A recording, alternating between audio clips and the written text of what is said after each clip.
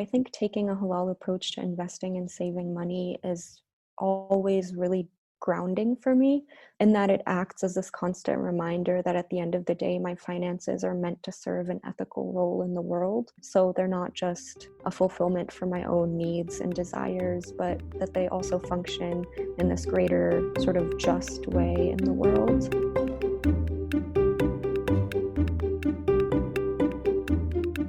Welcome to the Personal Finance for PhDs podcast, a higher education in personal finance. I'm your host, Dr. Emily Roberts. This is Season 6, Episode 13, and today my guest is Joumana Altallal, a Muslim graduate student at the University of Michigan. Joumana began investigating personal finance in the summer before she started graduate school to prepare to manage her stipend. In just her first year on a stipend, she has saved a full emergency fund, established credit, and funded a Roth IRA. Joumana shares what she's learned about halal investing, a strain of socially responsible investing for Muslims that has become much more accessible in recent years with the rise of robo-investing. Joumana's enthusiasm for personal finance and halal investing in particular has built into her relationships with her family and friends. You won't want to miss her wonderful articulation of the role her finances play in the world. Without further ado, here's my interview with Joumana Altallal. I'm delighted to have joining me on the podcast today, Joumana Altallal. She's a current graduate student and also a Muslim graduate student. So we're going to be talking about a particular version of socially responsible investing today, which is halal investing. So Joumana, thank you so much for coming on the podcast today. And will you please introduce yourself a little bit further to the audience? Hi, Emily. Thanks for having me today. My name is Joumana Altallal. I'm a second-year Master of Fine Arts student in poetry at the University of Michigan. My family and I immigrated to the U.S. in 2003 and were resettled in Charlottesville, Virginia. So that's actually where I grew up since I was about 6 years old. And I would say my journey with personal finance has definitely been informed by my identity as both a refugee and a Muslim. Yeah, thank you so much for that. And tell us where you are now and what you're studying.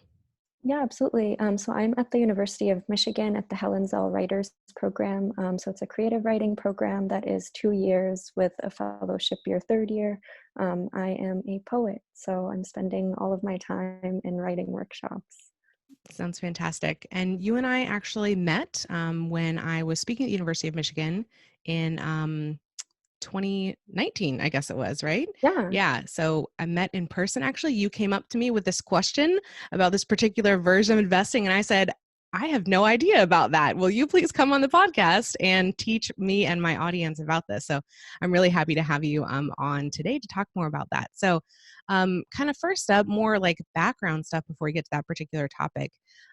So what have you been learning about personal finance and also applying since you started graduate school? Yeah, absolutely. So I actually came to graduate school immediately from undergrad. So I didn't have much experience budgeting or tracking money in a sort of systematic way before. And although I'd been obviously working throughout high school and college, I was still primarily supported by my parents. So my financial decisions were definitely limited in that scope. Um, but my interest in personal finance kind of grew out of a hobby that I had. The summer before moving for grad school, I was kind of introduced to the financial independence and early retirement movement through Reddit forums of all places. Um, and I found myself sort of accidentally spending a lot of time reading people's posts and advice to each other. Um, so I think part of what's so great about personal finance forums, I guess, is that they don't really assume a starting place for anyone, which was really helpful for me. You can ask questions as a beginner or share advice on an experience that you just went through. Um, so as someone coming from like an immigrant background, I saw my parents really struggle with understanding what things like 401ks were even. And I believe a huge part of that is because workplaces don't use accessible language to really explain what these investment opportunities are. Um, so a huge group of people end up being like absolutely excluded from personal finance conversations despite having a right to them. So I love that you were sort of introduced to personal finance inspired by the FIRE movement, something I've also been kind of getting into recently. FIRE, Financial Independence and Early Retirement. I've actually done a pair of interviews with a PhD who's pursuing FIRE in season 3 of the podcast. So if people want to check that out, we'll link that from the show notes. And also some of my other guests have sort of incidentally mentioned being inspired by the movement as well. Would you say that you are pursuing FIRE or going to be pursuing FIRE maybe once you're done with graduate school? Or are you just like, no, I'm just using some of the principles for like general personal finance stuff? I think right now I'm using the general principles for personal finance. It feels a little scary to say that I'm pursuing FIRE as like a 22-year-old grad student, but that is absolutely something that I would love to one day be a little more stringent in following. Yeah. So for listeners who aren't yet familiar or haven't listened to the other podcasts on the subject, I think the reason why, Joumana and I do not say we're part of the FIRE movement is probably because we do not have savings rates that top 50% of our Yes. income, which is not a requirement to be part of the movement, but definitely something that many people within the movement do. And that's how you get that, real fast acceleration towards retirement. So very difficult to carry out that particular aspect of it on a grad student kind of salary, but you can definitely use start using the broader principles that also apply to personal finance. That was really something that came out in my previous interview with Dr. Gov Worker, is that he really sees the FIRE movement as like an entrance into just good personal finance practices. It's just a particular way to like inspire people to follow through on the stuff that everybody talks about, from decades ago. So what have you actually like maybe things you've put into practice within your finances since last summer? Yeah, absolutely. So the summer before grad school, my sort of first step into the journey was opening a student credit card through Discover, which is something that prior to that I'd never had. So beginning to build my credit was really important to me. And then obviously knowing that I would be receiving a monthly stipend once I began my MFA, I knew I needed some sort of system to track my income and expenses. So I know there are apps like Mint that do this automatically, but I actually rely on a sort of extensive Excel spreadsheet that allows me to type things in manually. The particular template that I've been using for the past year and a half just comes from George Hayward's YouTube channel, but any and all can achieve the same thing, really. We'll track that And down then, and put that in the show notes as yeah. well. And the most important step, I think, after that was really focusing on building an emergency fund that I knew could last me for at least 2 months, but now I've brought it up to 6 months. And that's actually advice that my parents have always followed, so it didn't feel too strange to me to begin doing. And after that, opening a Roth and beginning to stash away a monthly amount into my savings. Yeah, those are a fantastic number of steps to be taking just in like your first year or so of graduate school, especially that 6 month of expenses emergency fund. Very, very impressive. You must be living well below your means there in Ann Arbor. Yes. So for those of us who, like me, had never heard of halal investing before you brought it up, can you tell us some of the differences between halal investing and maybe, what your average American might be doing for investing? Yeah, absolutely. So to kind of backtrack a little bit, in Islam, the word halal just means permissible. So halal investing is just a faith-based approach to investment management that's both ethically and socially responsible. Halal investing really just tries to eliminate placing money in interest-based investments and highly leveraged company stocks or and securities of companies whose profit is typically earned from things like firearms, alcohol, or gambling, for instance. Um, so, as you can tell, it's not just as easy as opening a Roth through Vanguard, for instance, and beginning to save. However, doing the research has really helped me understand what it is I'm doing with my money and how the process works. Yeah. So maybe to explain like just a little bit further for the listeners. So what you're basically saying is no bonds, right? Because bonds are a Yes. debt-based Hmm. product. So stocks are okay, but you mentioned that you can't use companies that are very highly leveraged. So that Hmm. requires some additional degree of research. So it sounds like some company stock would be okay, some wouldn't. And Yes. then nothing in these certain categories of, the sin stocks as they might be Hmm. referred to. Okay. So that gives us a basis there. Does that also mean that you don't use like interest-bearing checking or savings accounts? Is that correct? Yes. So typically I actually won't put my money into the savings portion of my bank account, and I just have it all stashed. In terms of the like 6-month emergency fund, I just have it in my checking account, um, because interest isn't necessarily something that I'd want on my money the same way that most people would. Yeah, gotcha. When I read up about the subject a tiny bit before our conversation, I read that many who are pursuing halal investing actually will end up not investing in stocks at all because of that Right. additional degree of research that's required. Can you expand on that a little bit? Yeah, absolutely. I think for the average person, it can seem a little bit overwhelming to have to do all of this research all of a sudden. But I do think that there are actually a lot more solutions now than there were even just a few years ago. Um, so there are actually investment companies like Wahed Invest, Amana Mutual Funds, or Azad, and others that kind of facilitate the process of halal investing so that it's not all entirely on the Muslim investor who doesn't necessarily always know where to go or where to put their money. So the way this works is that these companies essentially screen investments and identify companies that meet ethical standards based on halal investing. So they also do things like help you calculate your annual zakat percentage, which is just an obligatory charitable payment that has to be made on your earnings every year. Um, and really, the good thing with using these companies is that they have tickers that you can use to still invest through places like Schwab or Vanguard. So realistically, your Roth could still be with Schwab, like I have it. But these companies, by using their tickers, these companies just screen all of the investments that you could have. And provide you with places that you could potentially invest in.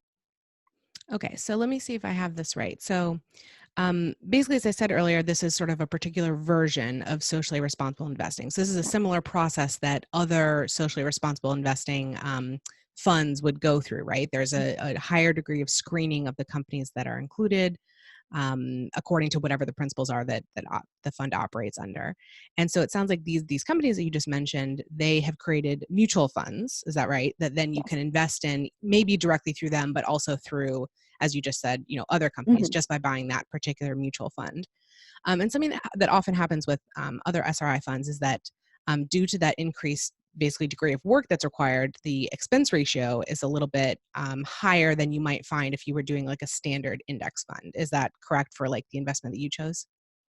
Yes, that's typically correct. Although I know that companies like Wahed Invest, for instance, rely kind of heavily on robo investors. So the percentage is probably a lot lower. But yes, there are some kind of compromises that you make in terms of these investments that you choose to follow. Yeah. So one of the principles, let's say, of the FIRE movement that you might come across, and also personal finance more generally, is this ruthless pursuit of low expense ratios Right. on investments. And what expense ratio is, for the listener, it's basically just an expression of the cost of owning a particular fund.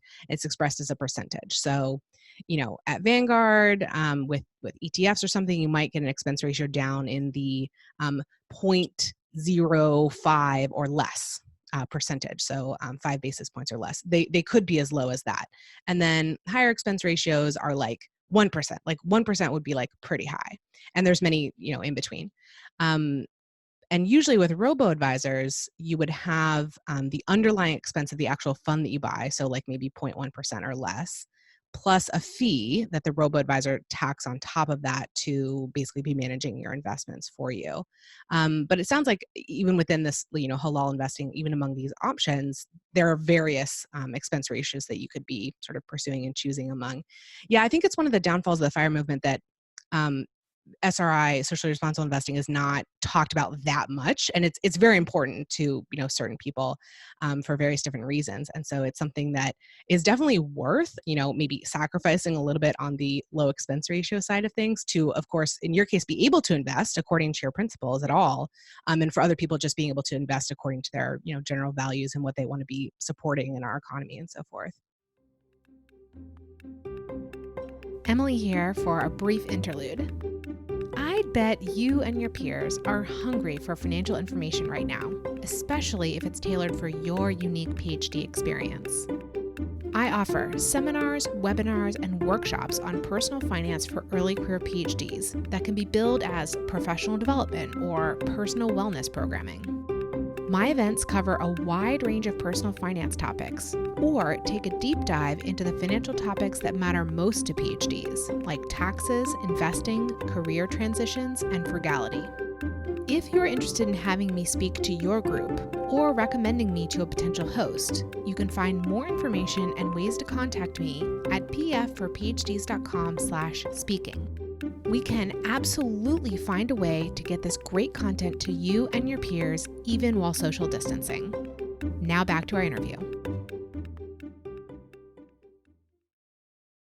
Anything else you want to add about the products or the solutions that are available for halal investing? I would say that they are definitely doing a better job of reaching out to the Muslim population now. So I think there's a growing movement really of young Muslim students or even young Muslim workers who are really active in the investment community, which is always lovely to see. Yeah, absolutely. It seems like, as you said, there's been, robo-advisors are now being involved, and robo-advisors are a relatively recent phenomenon, last 5 or 10 years. So maybe, the last generation, when they were looking into investing, they probably saw that, well, the burden was completely on them, right, to do all this research that we were just Right, talking about.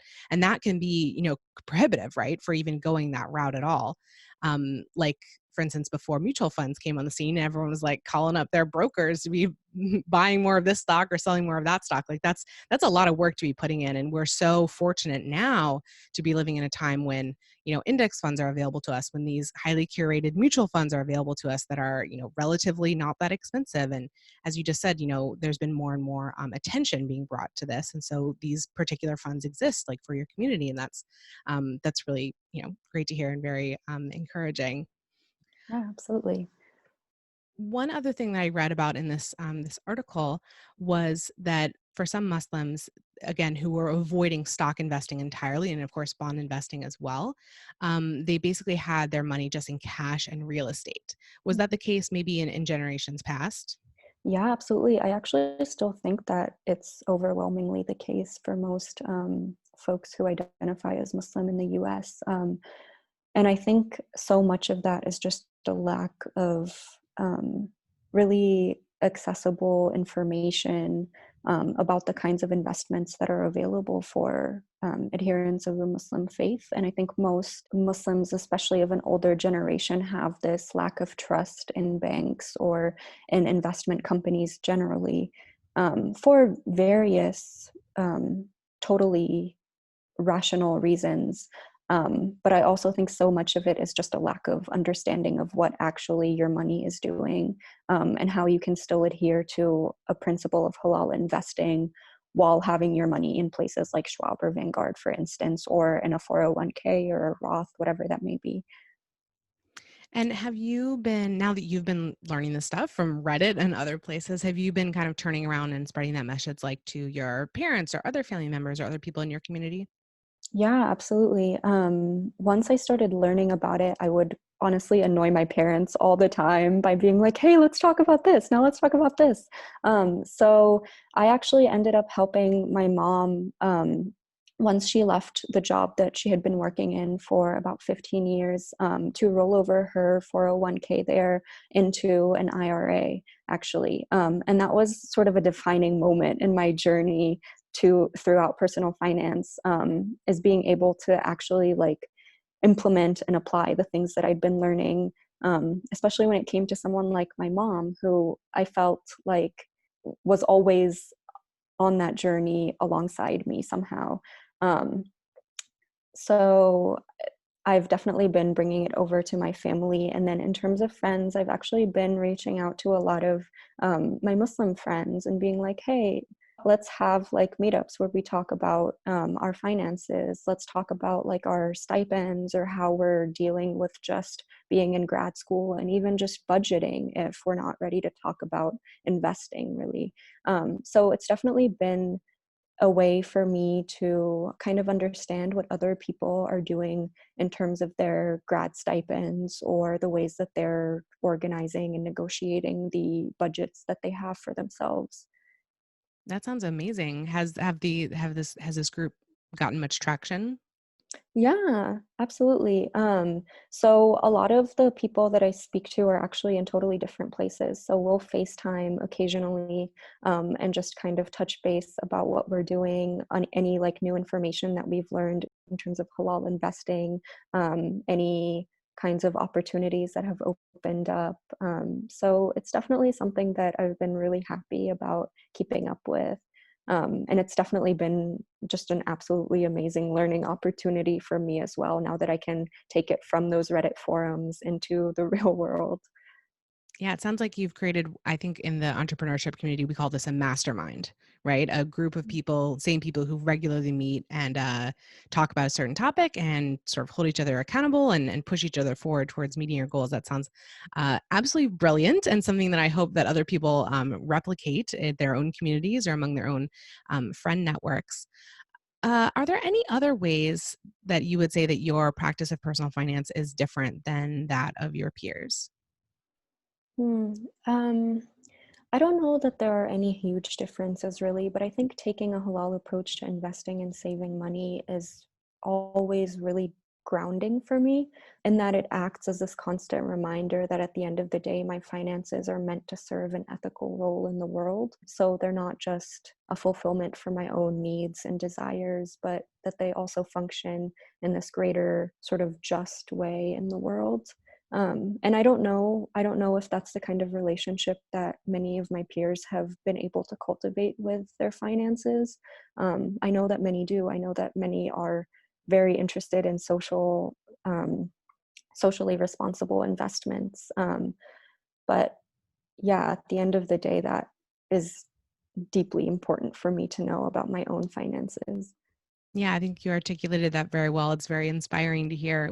I've actually recorded another interview on socially responsible investing. Yeah. I'm not sure if that'll be published first or if this one will be published first, but in any case, I'll try to link from the show notes to the other one, which is on sort of environmentally focused, socially responsible investing approach. So these two complement each other very well, I think, in talking about those principles. So, final question here, Joumana, as we wrap up. What is your best financial advice for another early career PhD? And that could be something that we've touched on already in the interview, or it could be something completely else. Yeah. I think it's incredibly easy to become overwhelmed when it comes to tracking money, especially as a grad student who is already not earning that much. But really finding a system that works for you and supports your own mental health is way more important than applying every single piece of advice you read. So really the best financial advice that I can give to any other grad student is to do what works for you, to find a system that is helpful to you, and to explore all the options that exist out there, because what works for someone might just be a terrible use of resources for you. Yeah, I totally agree with that. These systems that we use for managing our money should absolutely be, supporting and complementing our lives and not be a super heavy burden or some onerous thing that we feel um, is like externally put on us. It definitely has to come from like within and be, of course, in adherence with your own values and your own priorities. It really should be something that makes you feel good and augments your life, instead of feeling the reverse way. So I hope that everyone can get to that point with their finances. And thank you so much for coming on the podcast and giving this interview. And you're obviously very thoughtful about the subject. And I'm so glad that you are you've learned about it and now you're turning back around and helping your family and your community learn these principles as well. So thank you very much. Thank you, Emily. Listeners, thank you for joining me for this episode. pfforphds.com/podcast is the hub for the Personal Finance for PhDs podcast. There you can find links to all the episode show notes and a form to volunteer to be interviewed. I'd love for you to check it out and get more involved. If you've been enjoying the podcast, please consider joining my mailing list for my behind-the-scenes commentary about each episode. Register at pfforphds.com/subscribe. See you in the next episode, and remember, you don't have to have a PhD to succeed with personal finance, but it helps. The music is Stages of Awakening by Poddington Bear from the Free Music Archive and is shared under CC by NC. Podcast editing and show notes creation by Miriam Ock.